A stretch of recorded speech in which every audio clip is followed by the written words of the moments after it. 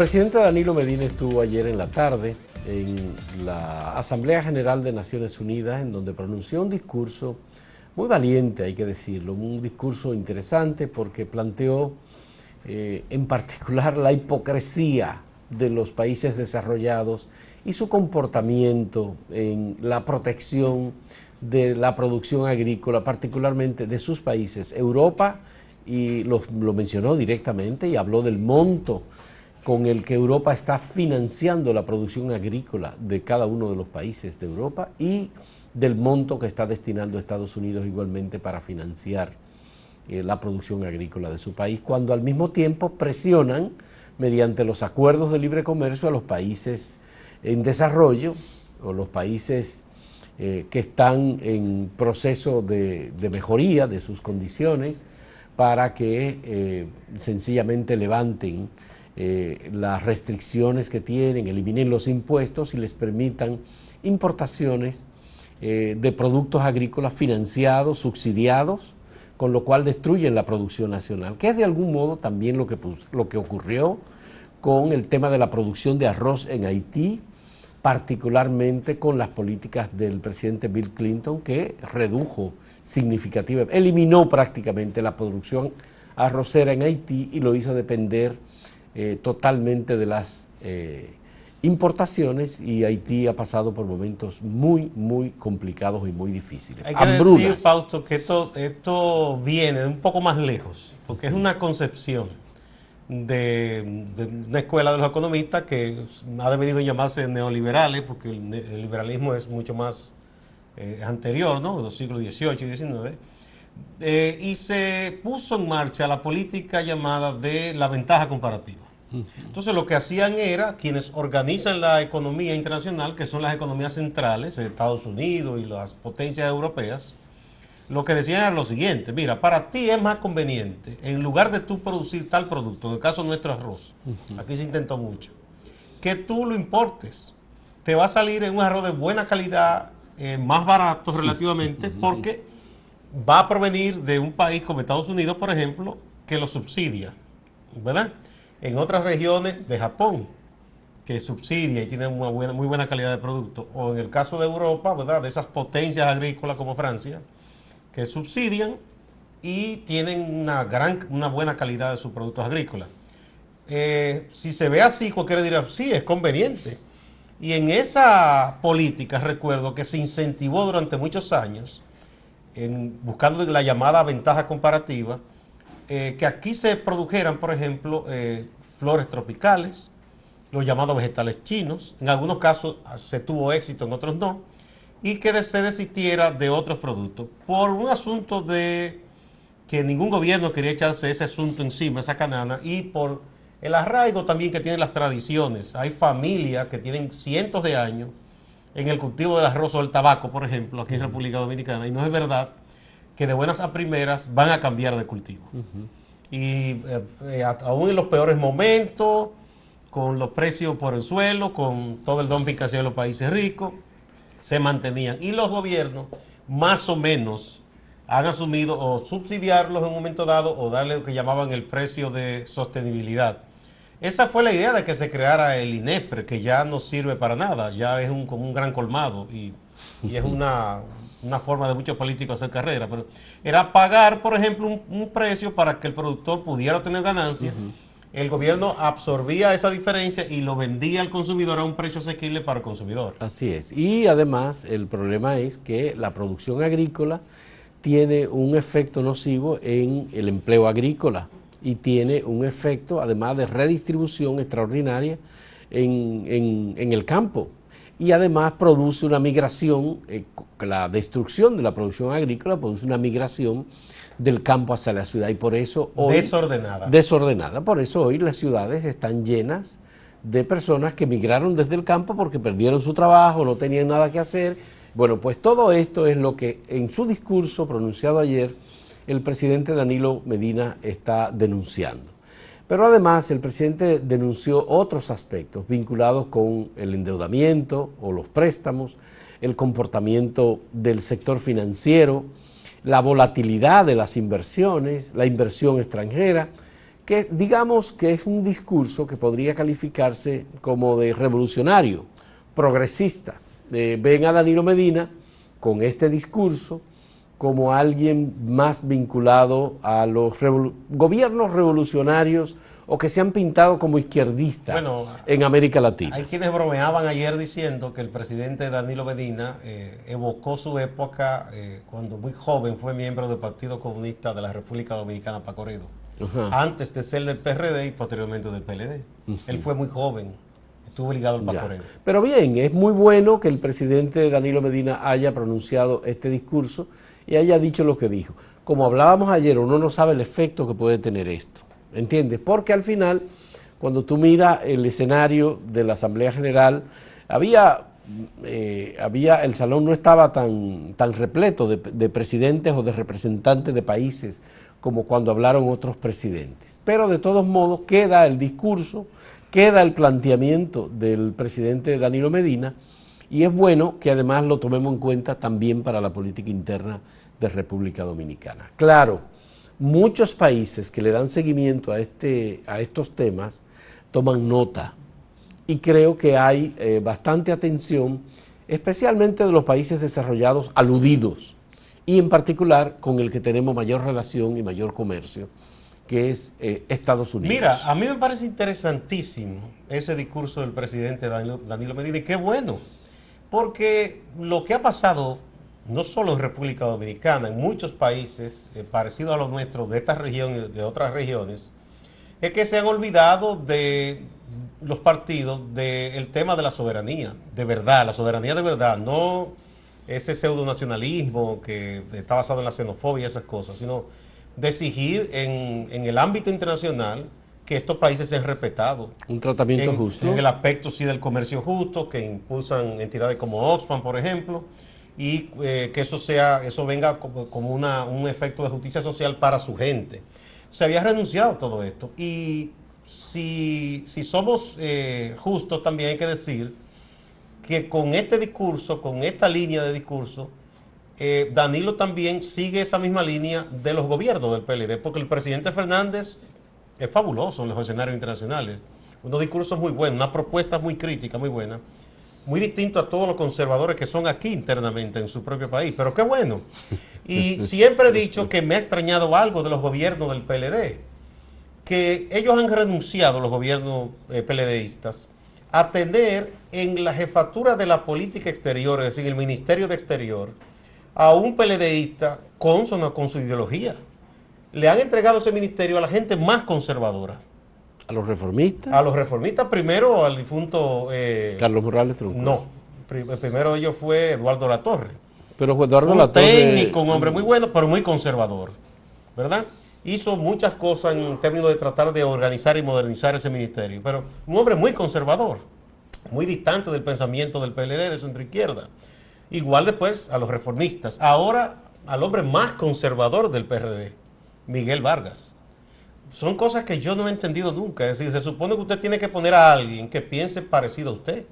Entonces como que una cosa va por un lado y otra por otro, ¿no? Bueno, en tema de política exterior, ciertamente hemos tenido poco protagonismo nosotros. Y cuando hemos aspirado, por ejemplo, al Consejo de Seguridad, somos el único país de América Latina que no ha tenido un sillón de esos rotatorios en el Consejo de Seguridad. Se hizo un gran esfuerzo cuando Hugo Tolentino Ditt fue canciller en el gobierno de Hipólito, pero no se pudo. Pero eso es el reflejo de la ausencia de una política exterior dominicana y de la ausencia también de una estrategia del gobierno dominicano para tener presencia y ser respetado en los organismos internacionales. Bueno, pero en fin, este discurso también hay que decir, muy valiente, esa denuncia muy importante, muy justa, pero eso también tiene que ver con que hoy el escenario internacional es muy distinto a hace unos años atrás. También. Sí, ya Estados Unidos esa cosa las escucha, puede ser que a una le molesten, toma nota, pero no estamos en los tiempos en que por un discurso así tumbaban un gobierno. No, claro. Ya son otros tiempos, ¿verdad? Entonces ya el mapa del mundo está...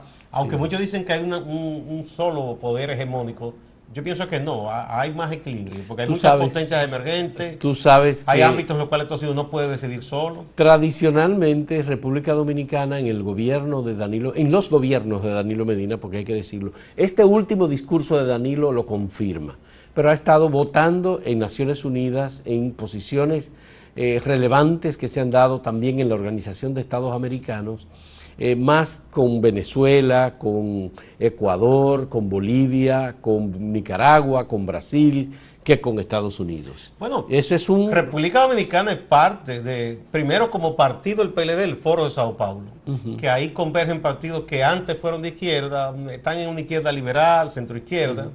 Hay una mezcolanza ahí, ¿verdad? Eso por un lado, políticamente. El líder institucional del PLD, que es Leonel Fernández, es miembro de UNASUR. Y también. ya dijo Leonel Fernández lo que dijo sobre la canallada que le hicieron a Dilma Rousseff, pero el gobierno dominicano no se ha expresado sobre eso. No ha fijado. Ni el Ministerio de Relaciones Exteriores tampoco. El partido de gobierno sí. El partido de gobierno sí, pero el gobierno dominicano no se ha pronunciado sobre el golpe de Estado. Respecto a Venezuela, sí ha estado en una posición más cercana al gobierno porque ha dicho que es mejor el diálogo. Exactamente. No ha apoyado el revocatorio. Así es. Pero en fin, qué bueno que se descubra que es bueno que los países sean soberanos.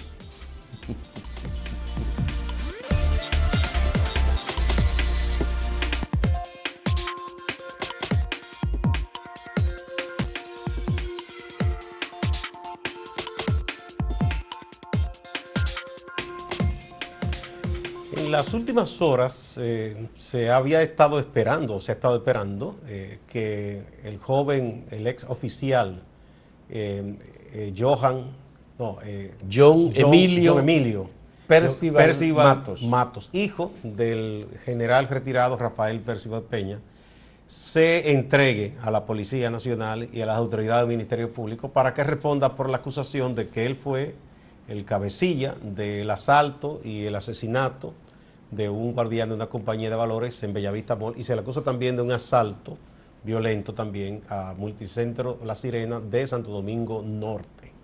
Ayer, durante varias horas, el doctor Manuel María Mercedes, presidente de la Comisión Nacional de los Derechos Humanos, estuvo conversando con oficiales de la policía y dijo que había tenido contacto con una persona, parece allegada a la familia Percival, y que le estaba dirigenciando de que él se entregara, que era lo mejor.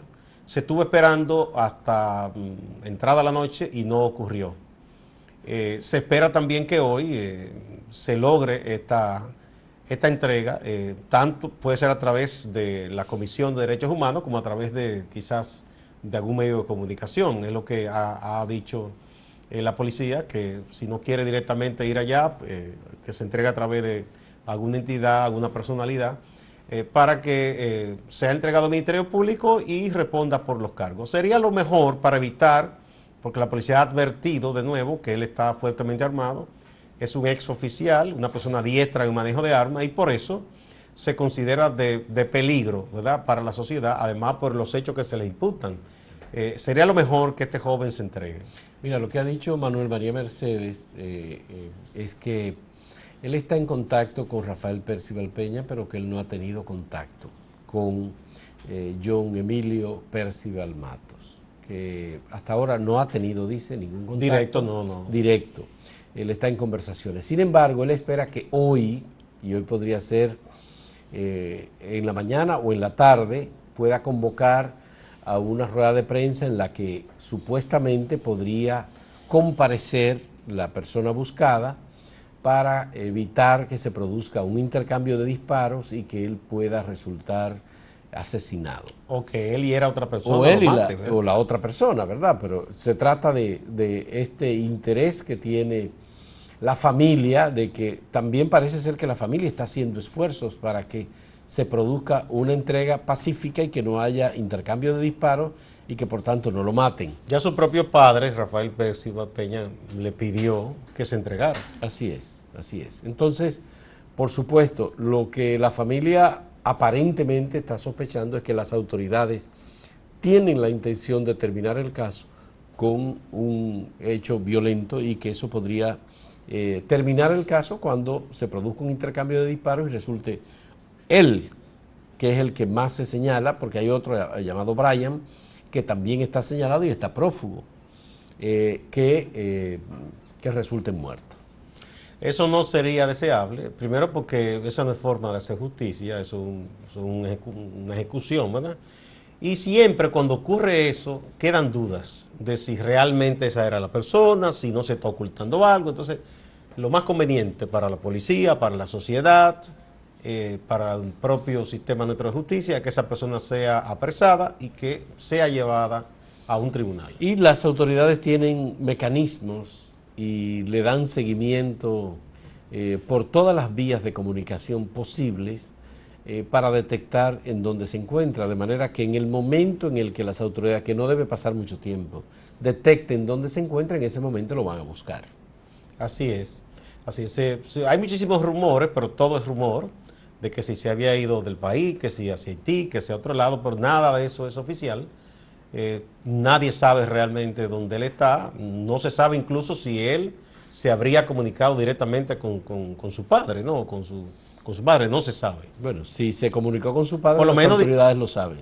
Sí, podrían, sí, porque los teléfonos se intervienen fácil. Y en ese caso, razón hay para que haya una intervención telefónica, ¿no? Igual si se produce cualquier tipo de contacto vía mensajeros, o todo deben estar vigilados. Hay una vigilancia estrecha en torno a su familia, obviamente, y así es lo más probable que se enteren las autoridades. Ojalá que en el día de hoy nos dé la información de que él ya ha procedido a entregarse, que es lo más favorable. Y que debe tener también las garantías del Ministerio Público y de la Policía Nacional, en el sentido de que se van a respetar sus derechos y que las pruebas que se presenten y los interrogatorios que se hagan se van a hacer de acuerdo con las normas.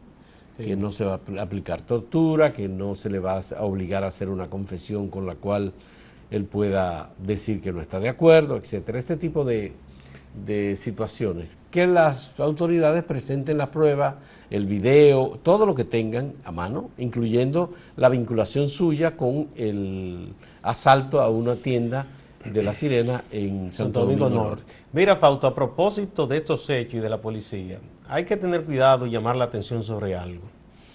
Regularmente cuando ocurren hechos de este tipo que tanto espantan a la ciudadanía, y cuando ocurren el robo de ratería a una persona que le arranca una cartera, particularmente mi familia y la de varios amigos como Bianco, hemos sufrido últimamente el asalto a hijas nuestras y todas esas cosas. Y es normal que la gente se indigne, pero de ahí a comenzar a pedir que maten a cualquiera y que maten a los delincuentes. Cuando dicen delincuente, es el delincuente común en la calle.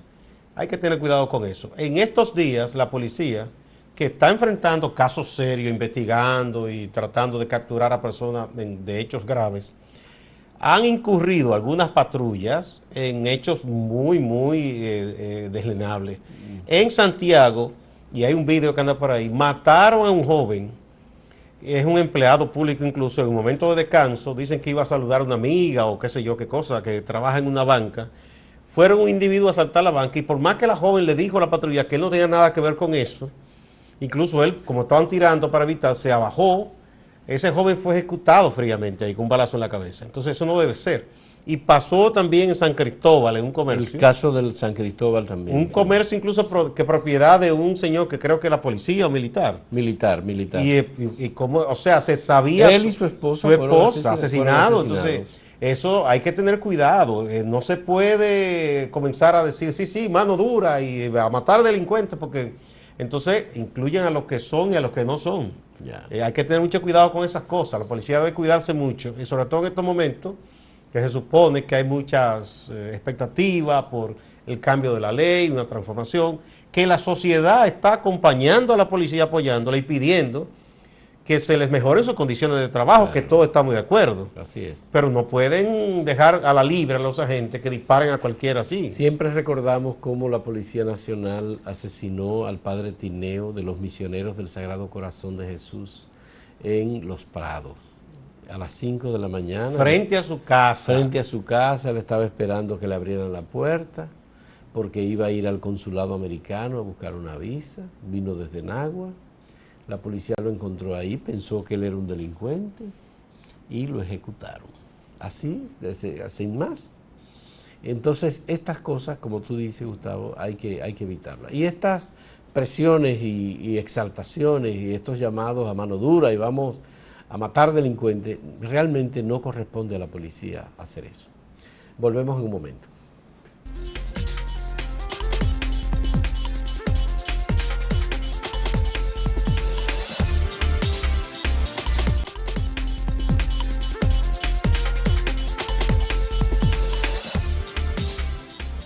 En Brasil no se detienen las investigaciones y los procesamientos de personalidades tanto del mundo empresarial como político por hechos de corrupción. Ahora le ha tocado a un poderoso hombre de Estado, Guido Mantega. Fue desde de 2006 a 2015 ministro de Finanzas en los gobiernos de Luis Ignacio Lula da Silva y de Dilma Rousseff. De hecho, él se encontraba acompañando a su señora esposa en un hospital que iba a ser sometido a una cirugía y hasta allí se presentaron funcionarios del Ministerio Público y de la Policía Federal y lo llevaron detenido. Tendrá que responder por el caso Petrobras. Estos son los efectos, Fausto, que siguen de la delación negociada, ¿no? De delación premiada. Premiada, como se llama en Brasil, que es a cambio de un mejor trato en la justicia, las personas acusadas o investigadas, pues dan información útil a las autoridades. Esto le sigue picando más de cerca cada vez más a Lula da Silva, que ya también hay cargos en su contra. Ya está pero toda esta gente, cuando quizá tratará de negociar también para salir bien parado, todo va a señalar que ellos recibían órdenes, porque ese es el problema. Muchas veces los funcionarios se hunden ellos y no delatan a sus líderes. Sí. Parece que en Brasil no es muy usual esto y todo el mundo habla. Bueno, lo que hemos visto, Gustavo, en los últimos días es la respuesta de los abogados de Luis Ignacio Lula da Silva. Por cierto, uno de los cuales ya fue sometido a la justicia. Abogado y también abogado de Lula y sometido a la justicia por prevaricación, por haber utilizado nombre, haber cambiado nombres en una propiedad que el Ministerio Público sostiene que pertenece a Lula. Lula dice que no es de él, su mujer, Marisa, también dice que no es suyo, pero hay fotografías, hay videos, hay imágenes, están las cuentas de cómo se compraron todos los muebles, de cómo se pagó una primera parte con dinero de Lula, pero la otra parte del dinero se pagó con dinero de Petrobras. Aquí no, entonces, aquí es una maravilla. Entonces, lo que hay en este momento es un rechazo de los abogados de que a Lula se le están imputando cargos que no cometió. Ellos señalan algunos cargos que dicen que no habría cometido supuestamente. Es decir, Lula y su equipo más cercano sigue negando las imputaciones que se le hacen y parece que Lula no está dispuesto a hacer una delación premiada. Porque en definitiva Lula es la cabeza. A Lula lo señalan. ¿A quién él podría delatar? Por eso, no. Lo que va a hacer es confirmar en todo caso los que participaron, pero dice que él...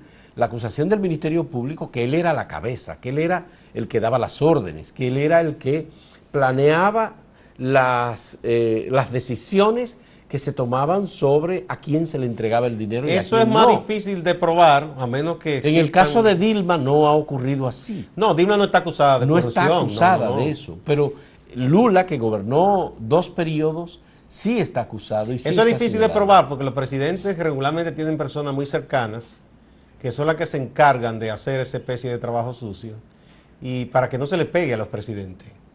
Y así hemos visto presidentes que dicen, fulano, no, pero es un hombre, nadie le puede sacar nada. Pero a su alrededor hay gente que hace fortunas fabulosas. Y lo que ocurrió también ahora es que ya son muchos los vinculados a Lula, senadores, funcionarios públicos, que en la delación premiada que han hecho han tenido que denunciar a Lula. Y entonces todas esas delaciones se han ido juntando y van consolidando un expediente en el que Luis Ignacio Lula da Silva está muy seriamente cuestionado. Lo que se espera es en qué momento las autoridades van a tomar una decisión respecto a la libertad o no de Lula. Es decir, si el proceso penal que se le va a seguir en Curitiba se va a realizar estando Lula en prisión o si se va a realizar estando Lula en libertad. Ya él está acusado de obstrucción de la justicia y de haber hecho intento de callar a personas. Yo no creo que Lula sea una persona que intente huir de Brasil.